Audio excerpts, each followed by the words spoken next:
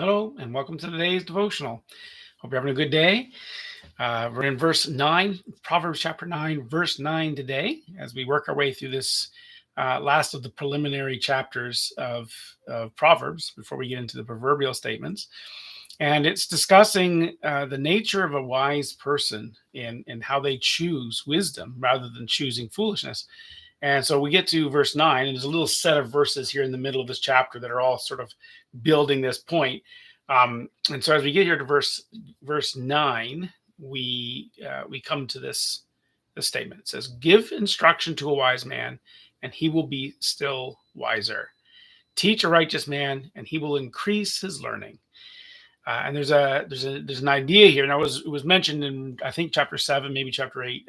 This idea was mentioned there too. The idea of growing in wisdom, that wisdom to grow in wisdom takes actually a certain amount of wisdom.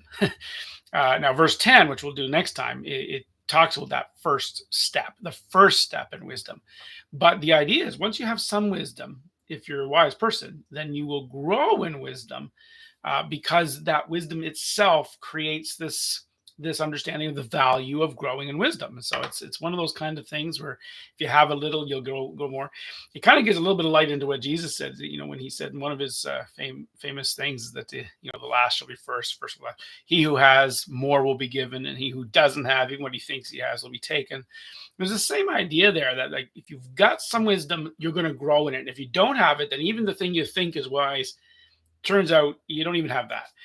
And so it's a really important concept. Why it's important is because of how we grow in wisdom. Because once we realize this, like, oh right, I need to invest my wisdom into the growth of more wisdom. So think of it this way: wise people get wiser because they want to. So here's one reason they get wiser. They tend to get wiser. Wisdom grows. They tend to get wiser because they want to get wiser. Whereas a fool doesn't want to change. The fool just simply wants to be affirmed, right? The wise man says, "Oh, look at what I don't know." And the fool says, "Tell me that I know everything," right? It's kind of funny, but it's how it works. A wise man sees his lack of wisdom and wants to grow in wisdom to deal with that lack. The fool, on the other hand, says, I know everything I need to know already. Just affirm me in what I already know. So there's that idea. And so we want to be wise people. Well, then we will grow wise because we want to grow. And so Jesus said, hunger and thirst for righteousness shall grow. And it's the same idea with wisdom. And so another thing is wise people get wiser because they look to get wiser. They seek it. They're trying to actually pursue it. There's an activeness to it, not just the desire. The desire is good, but then there's the acting on that desire. It's like, I want to be wiser, so I'm going to pursue wisdom. And so they look to get it. A fool, on the other hand, doesn't think he needs to look for anything. He's already there. And so they believe, a fool will believe that wisdom comes from looking inside myself. Like, I just have to think about it from my own perspective and look inside myself, and I'll find all the answers. Because nothing external is accepted, right? It has to come from within me.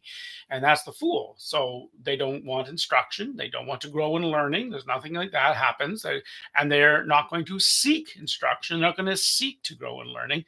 They're going to look inside because they want to be affirmed for what they already believe. And they're going to look inside for all the answers to things. And so they remain in foolishness, or actually grow in foolishness, while the wise man grows in his wisdom because he seeks to grow. And now the third thing is that wise people value instruction. They value the input that they can get. And the reason they value it is because they realize that it can add to them what they don't have.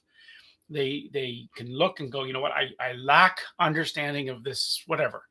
And so if I can find someone who has understanding, then I want them to tell me so that I can then also have understanding. So they value that instruction because they're able to recognize that the instruction is the means to getting to the wiser place, to getting smarter.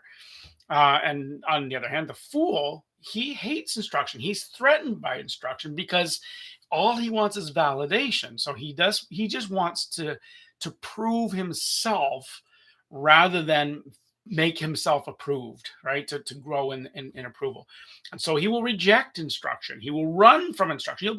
He'll be threatened by instruction because by doing that, then he has to be seen and understood by people as not having known the thing. This can happen to anybody. Now, it's using these broad ideas of the wise man and the foolish man.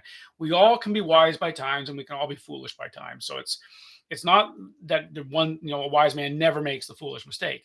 The idea here is more of a mindset and a way of approaching life. A wise person will approach life in general, even though sometimes we'll fail.